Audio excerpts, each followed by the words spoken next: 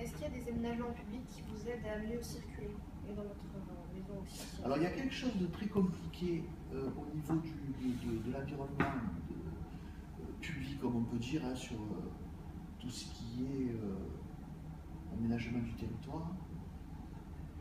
Quelque chose de très complexe pour nous, c'est les ronds-points. Parce que les ronds-points, il peut y avoir beaucoup plus de, comment dire, d'intersections.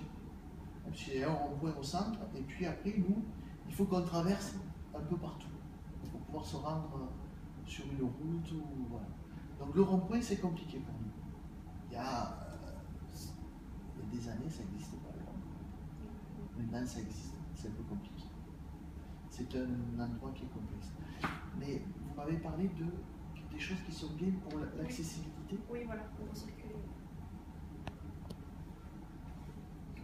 Pour moi, il n'y a pas d'amélioration.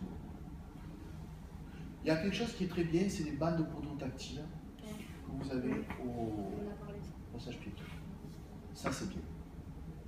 C'est bien. Vous avez dans les aménagements aussi, par exemple, il y en a au début des montées d'escalier, et vous en avez dans certains établissements publics.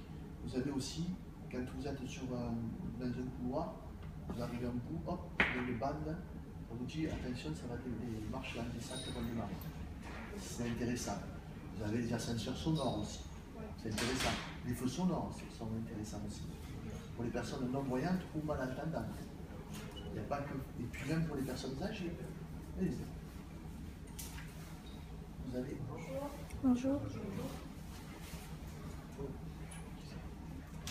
Vous avez des personnes âgées aussi qui ont à la fois des problèmes de chirurgie et des problèmes d'audition.